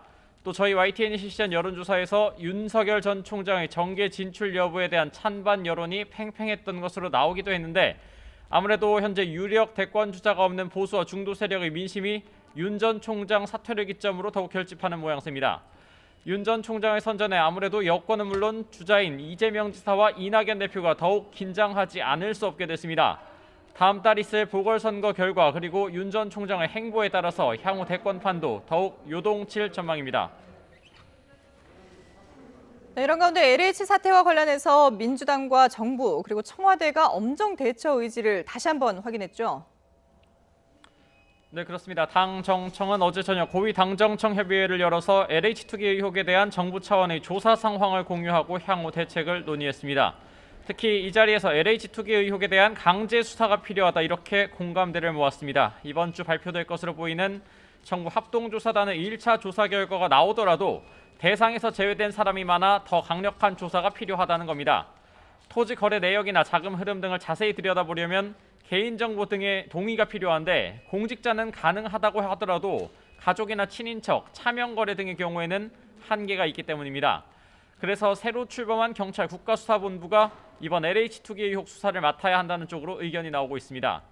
민주당 이낙연 대표도 오늘 아침 회의에서 가족이나 친인척을 통한 가명 그리고 차명 거래에 대해 강제 수사를 통해서라도 있는 그대로 모든 것을 밝혀 가장 강력한 처벌을 가하겠다고 약속했습니다. 다음 달 보궐선거에서 표심을 가를 중요 이슈 가운데 하나가 부동산 문제인 만큼 조속하고 단호한 대처로 민심 위반을 막겠다는 취지로 보입니다. 하지만 국민의힘은 일단 감사원 감사와 검찰 수사를 요구하고 있습니다. 김종인 비상대책위원장은 역시 오늘 아침 회의에서 경찰이 아닌 검찰이 엄밀하게 수사해야 한다면서 당 자체의 특별조사위도 구성하겠다고 밝혔습니다. 보궐선거를 앞두고 LH 투기 의혹의 후폭풍을 여야 모두 예의주시하고 있습니다. 지금까지 국회에서 YTN 오철입니다. 지난주 사퇴한 윤석열 전 검찰총장의 정계 진출 여부를 놓고 찬성과 반대 여론이 팽팽한 것으로 나타났습니다. YTN이 리얼미터에 의뢰한 여론조사 결과 윤 전 총장의 정계 진출이 적절하다는 응답은 48%, 부적절하다는 의견은 46.3%를 기록했습니다. 네, 응답은 이념 성향별로 엇갈렸는데 보수 성향은 적절하다는 응답이 60.6%로 전체 평균보다 높았던 반면 진보 성향에서는 부적절하다는 의견이 70%를 넘어 대비를 이뤘습니다. 마찬가지로 국민의힘 지지층에서는 정계 진출이 적절하다는 의견이 86.8%였지만 민주당 지지자는 부적절하다는 의견이 88.4%로 지지 정당별 편차도 컸습니다. 연령대별로는 30대와 40대에서 반대 여론이 높았고 고령층에서는 찬성 비율이 늘었습니다. 이번 조사는 지난 5일 전국 18세 이상 유권자 500명을 대상으로 실시했고 표본 오차는 95% 신뢰 수준의 플러스 마이너스 4.4%포인트입니다. 전체 질문지 등 자세한 내용은 리얼미터나 중앙선거 여론조사 심의위원회 홈페이지를 참고하시면 됩니다. 4.7 서울시장 보궐선거 야권 단일화에 나선 국민의힘 오세훈 후보와 국민의당 안철수 후보가 어젯밤 첫 회동을 가졌습니다. 오세훈 후보는 오늘 MBC 라디오 김종배의 시선집중에서 어젯밤 안 후보와 맥주를 기울이며 허심탄회하게 큰 맥락에서 얘기를 나눴다고 말했습니다. 안철수 대표 측도 어제 회동이 화기애애하고 편한 분위기였다며 자주 만남을 가질 것이라고 설명했습니다. 단일화 실무협상팀은 양당에서 3명씩으로 사무총장 등을 포함해 중량감 있는 인물들로 구성됐습니다.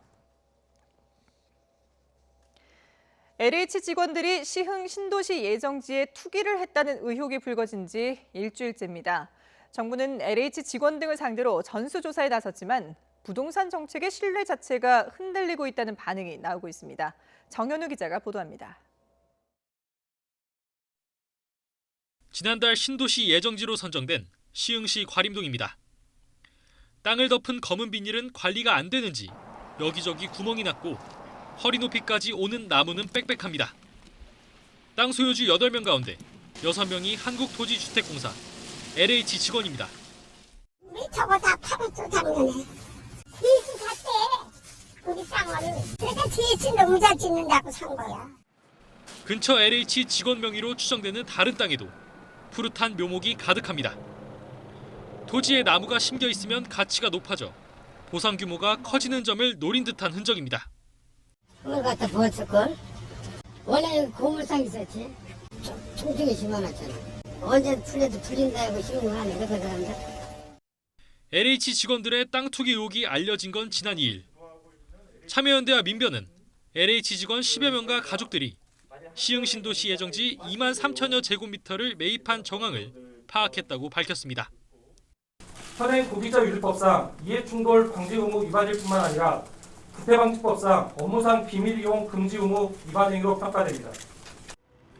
의혹이 제기된 당일 해당 직원들은 업무에서 배제됐고 경찰에 고발됐습니다. 정부와 국토교통부는 전수조사에 나섰습니다. 문재인 대통령은 조사 범위를 상위기관인 국토부와 관련 지자체 공무원, 3기 신도시 전체 택지로 넓히라고 지시했습니다.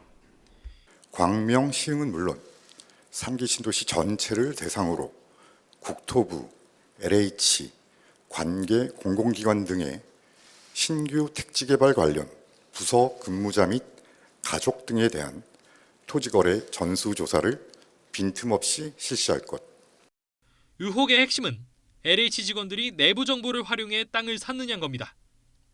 신도시 계획을 알게 된 직원이 시세 차익을 노린 게 아니냐는 공분은 이미 높습니다. 또 토지 강제 수용으로 원주민의 이탈을 부르는 신도시 개발만큼은 LH가 보안에 더 신경 써야 했다는 비판도 나옵니다. 정보조사에서 공무원이 추가로 신도시 택지를 사들인 정황이 발견되면 정부의 수도권 3기 신도시 정책에 대한 신뢰는 더욱 흔들릴 것으로 보입니다. 결국에는 그 정부의 신뢰를 저하시켜서 주택 공모를 하겠다고 나선 정부가 계획 차질이 일어날 가능성도 없지 않아 있거든요. 정부 합동 조사단은 국토교통부와 LH 직원을 대상으로 벌인 1차 전수조사 결과를 이번 주 중 발표할 계획이라고 밝혔습니다. YTN 정현우입니다.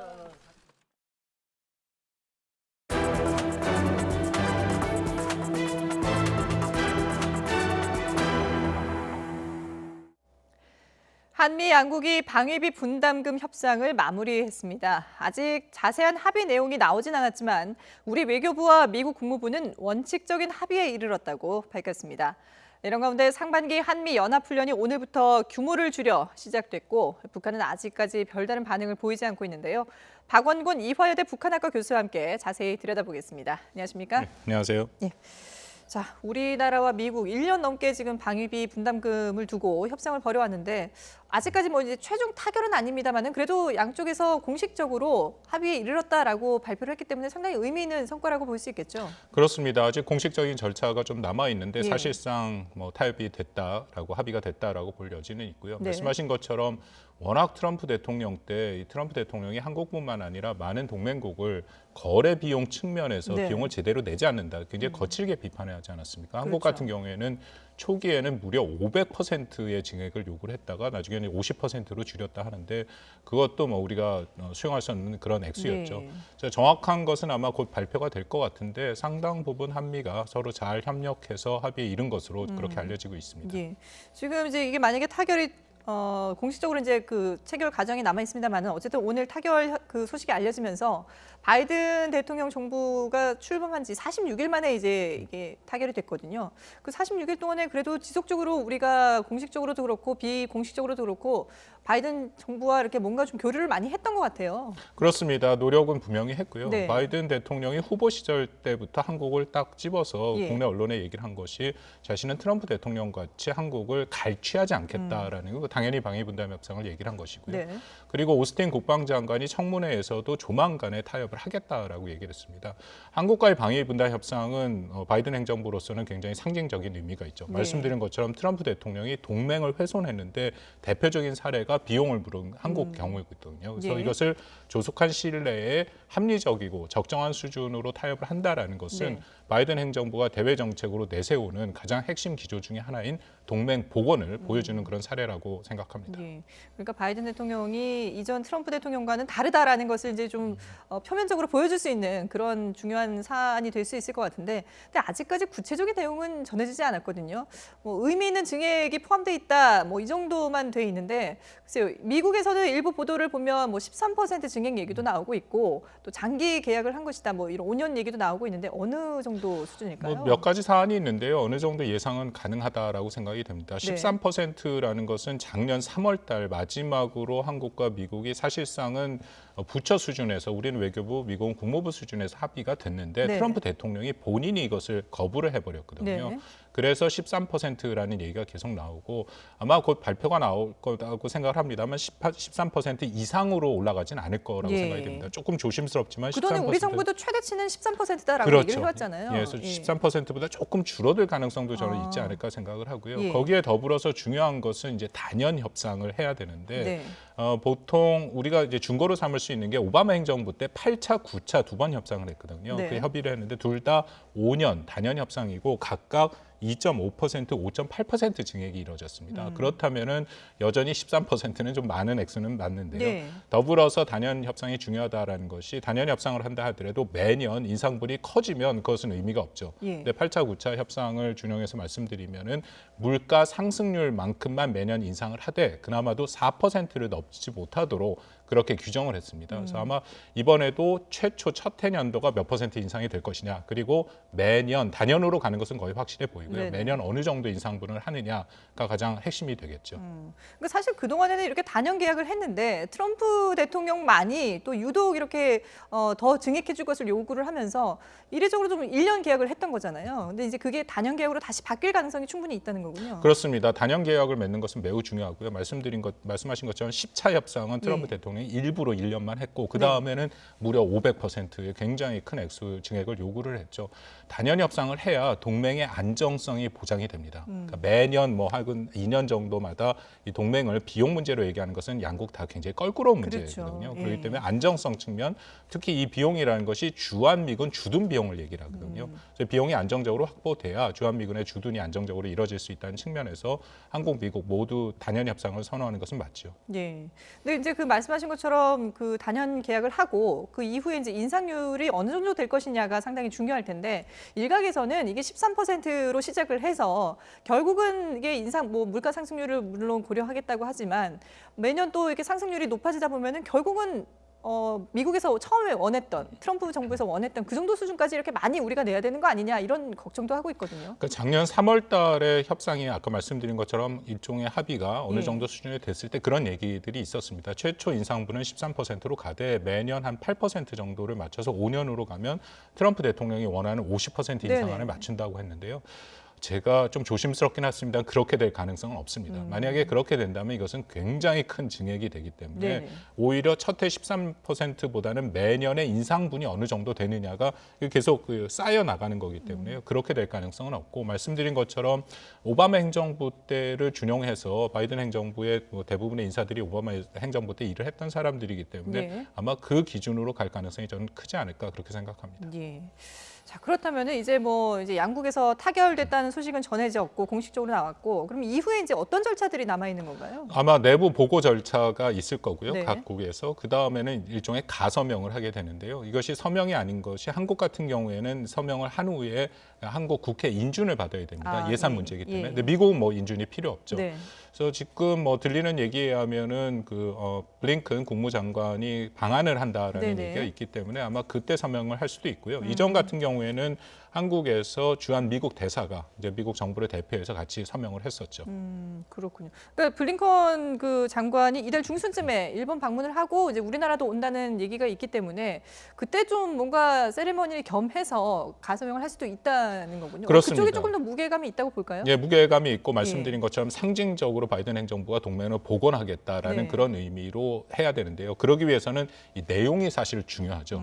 내용이 증액이 많이 되는 상황에서 한국이 불편하다면 그것이 어떤 동맹의 복원의 메시지로 될 가능성은 크지는 않고요. 그렇기 때문에 전반적으로 미국도 상당히 한국을 배려했을 가능성이 있고요. 또 하나는 전 세계에서 이렇게 미국과 우리가 영어로 SMA 특별협정이라고 하는데요. 맺은 국가가 한국과 일본 두 군데입니다. 근데 일본은 얼마 전에 타결이 됐는데 1.2% 사실상 동결을 했거든요. 물론 1년만 하고 그다음에 단연 협상으로 다시 협상을 하겠다라고 했기 때문에 그런 아마 전반적인 협상 배경들을 고려해서 미국이 결정을 하지 않았을까 생각합니다.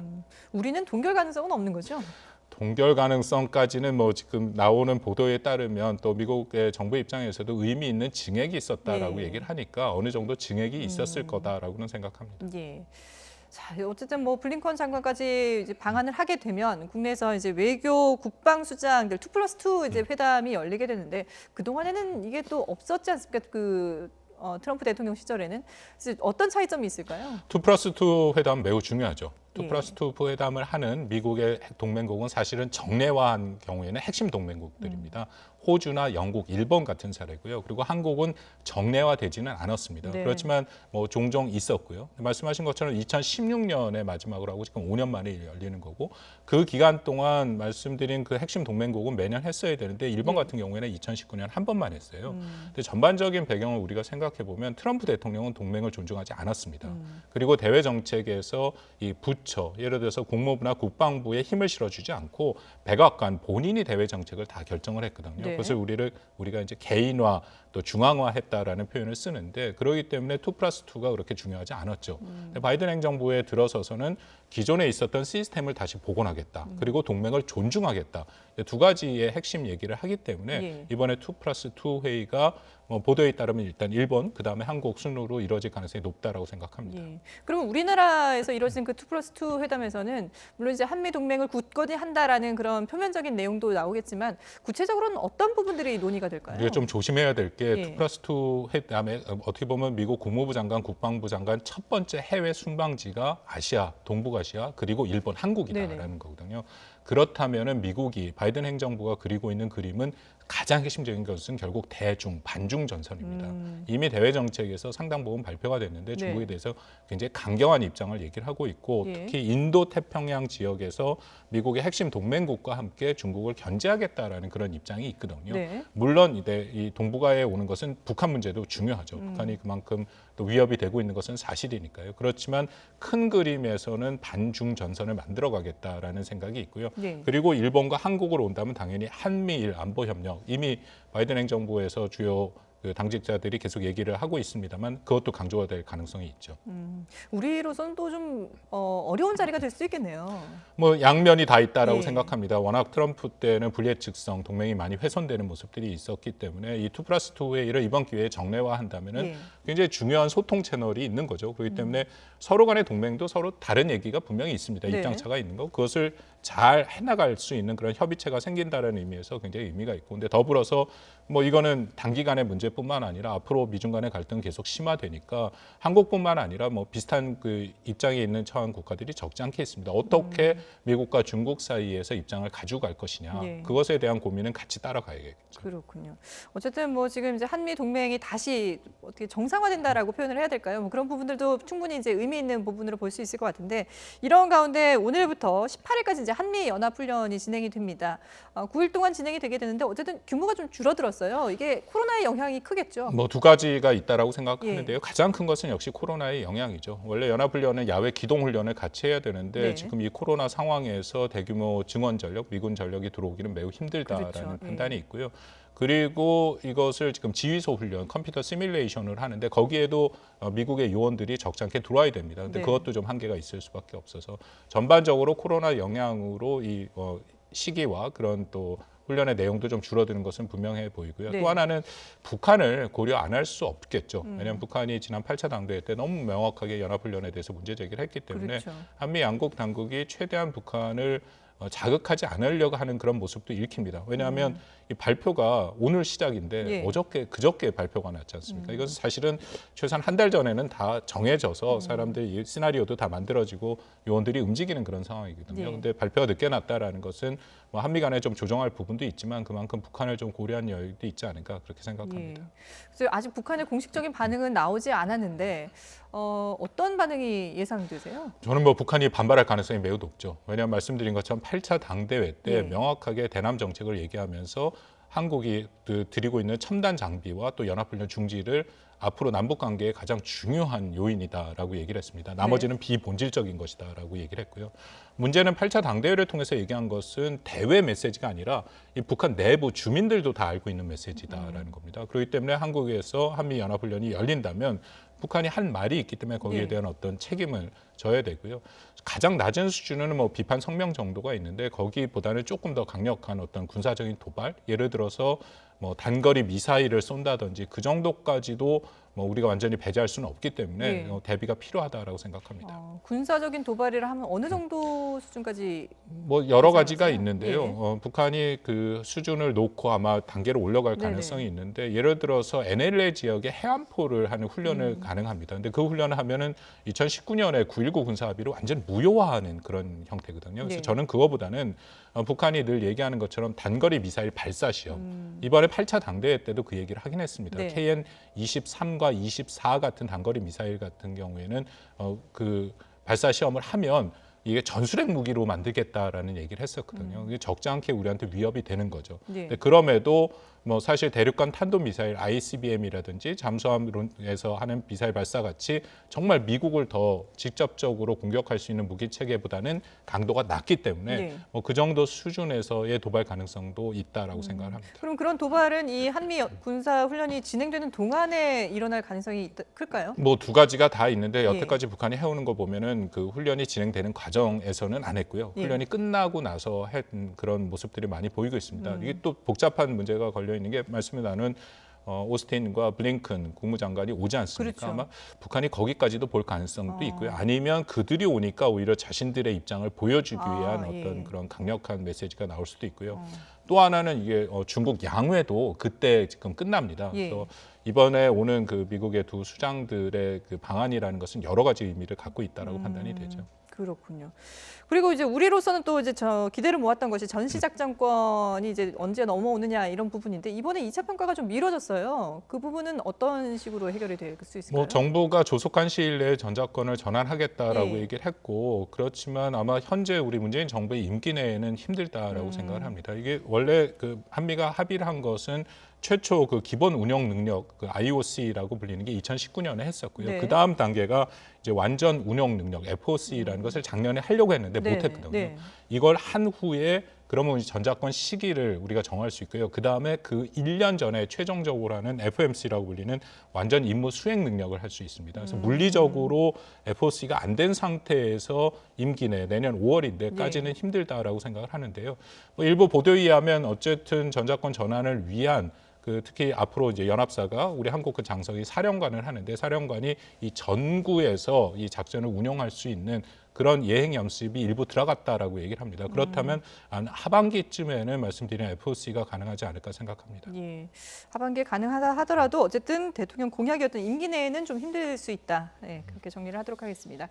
네, 지금까지 박원권 이화여대 북한학과 교수와 함께했습니다. 잘 들었습니다.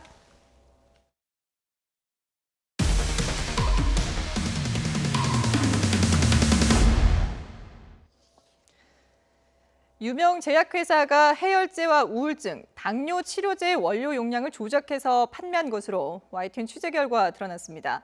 복용 환자의 부작용이 우려되지만 얼마나 많은 불법 의약품이 유통됐는지 파악조차 안 되는 상황입니다. 이 업체는 러시아가 개발한 코로나19 백신의 위탁 생산 업체이기도 합니다. 김우준 기자가 단독 보도합니다. 연매출 1,000억 원의 제약회사 A사. 위탁 생산을 포함해 의약품 70여 종류를 만들어 파는 곳입니다.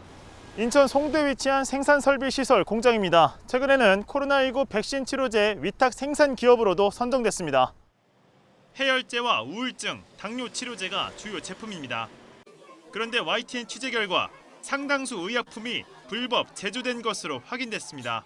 원료 용량을 제멋대로 바꾼 겁니다.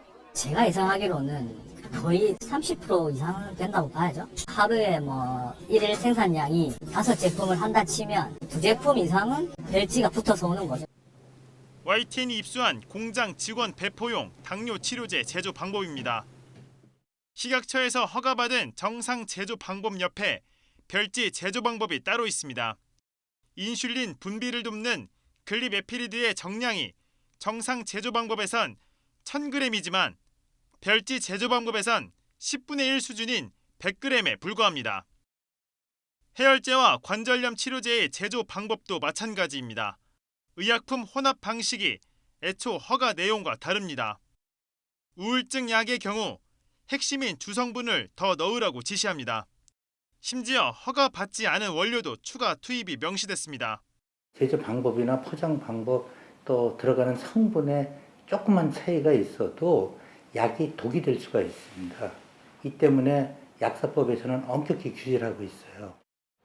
A사에서 의약품을 납품받은 업체들은 감독 책임이 있지만 전혀 모르는 내용이라고 선을 그었습니다. 저희 쪽에서 의뢰를 해서 특별한 문제는 없었던 것 같다. 의약품은 고도의 정밀성을 요구해 조금의 오차도 허용하지 않습니다. 전문가들은 원료 용량의 의미 조작이 심각한 부작용을 유발할 수 있다고 우려했습니다. 약물은 농도가 조금만 바뀌어도 해당 효과가 달라지는 거죠. 당뇨도 마찬가지로 혈당 조절해야 되는 부분에 있어서 저혈당의 부작용이 올 수 있겠죠. 그런 경우에는 환자를 치료하는 데 있어서 큰 문제가 될 수 있으니까. A사 측은 설비 시설의 노후화로 인한 편차를 줄이기 위해 임의로 제조 방법을 수정했다며 잘못을 인정했습니다. 그러면서 자체 조사를 거쳐 식약처에 자진 신고하겠다고 밝혔습니다. 그건 식약청에 저희가 자진 신고했습니다. 기본적으로 해당 품목에 대해서 식약청의 처분은 다양할 것 같습니다만 아마 해당 품목은 제조업체 언제나 허가 취소가 될 것 같고요. A사는 러시아가 개발한 코로나19 백신인 스푸트니크 V를 위탁 생산하는 업체입니다. A사의 의약품 제조 방식에 대한 신뢰성 의문이 제기되면서 파장은 만만치 않을 것으로 보입니다. YTN 김우준입니다. 게임을 하던 여성이 다른 이용자에게 심한 성희롱 발언을 듣고 고소를 하러 갔는데 경찰이 만류해서 고소를 하지 못했다는 제보가 들어왔습니다. 게임 캐릭터에게 한 말은 성희롱으로 보기 어렵다며 수사관이 고소장 접수조차 안 해줬다는 겁니다. 제보는 Y, 신준명 기자가 보도합니다. 20대 여성 A씨는 지난달 말 게임 채팅방에서 다른 이용자로부터 성희롱 메시지를 받았습니다. 신체 특정 부위를 만지고 싶다, 몇 컵이냐는 등 모욕적인 말을 쏟아냈고 A씨는 상대를 차단했습니다. 그러자 다른 계정을 만들어 계속해서 성희롱 발언을 하고 욕설까지 퍼부었습니다. 원래는 초반에는 그냥 무시하고 했어요. 차단을 하거나 그 얘기 들어도 무시하고 그랬는데 이런 말도 못할 심한 발언들을 좀 많이 하거든요.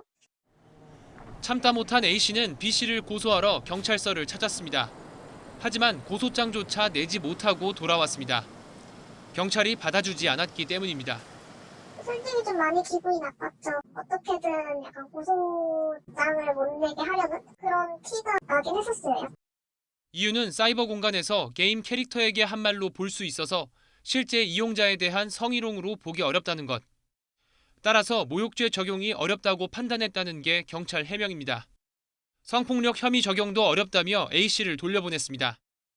정말 범죄가 성립하지 않는지 법 조항을 찾아봤습니다. 성폭력 처벌법을 보면 게임 내 성희롱은 통신매체를 이용한 음란 행위로 규정돼 있습니다. 2년 이하 징역이나 2천만 원 이하 벌금형에 처할 수 있는데 지난해 N번방 사건을 계기로 처벌 수위가 높아졌습니다. 또 모욕죄와 달리 1대1 대화라도 처벌 가능합니다.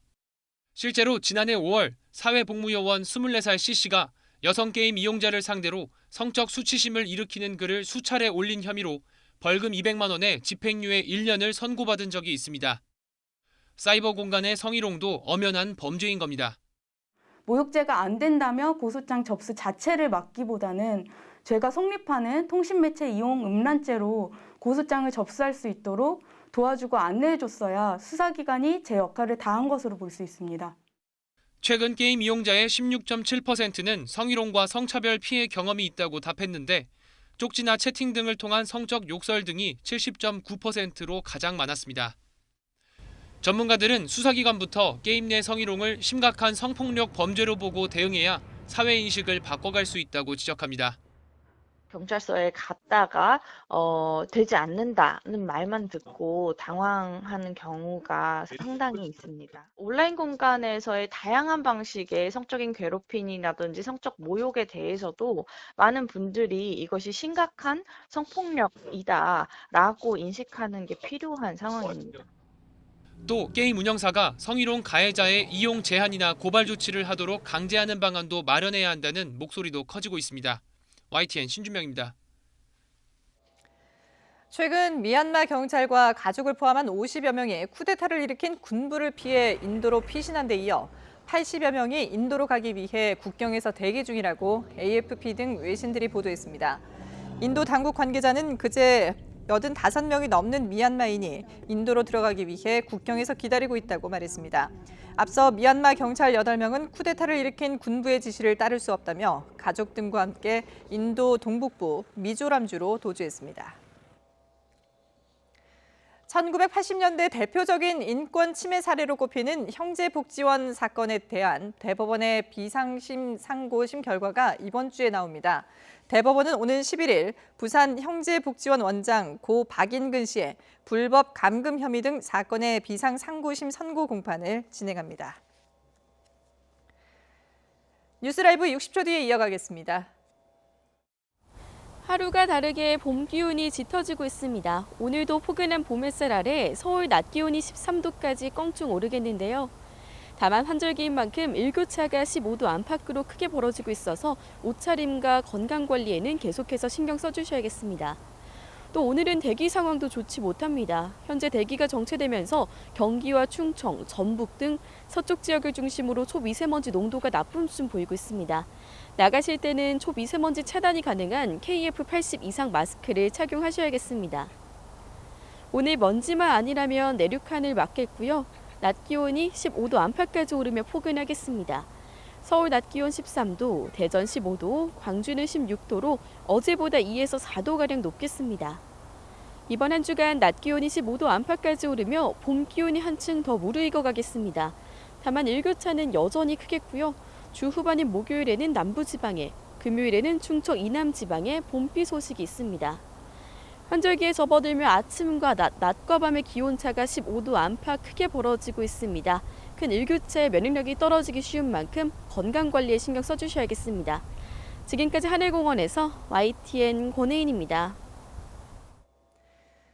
월요일 뉴스라이브 마칩니다. 이어서 뉴스앤이슈가 방송됩니다. 고맙습니다.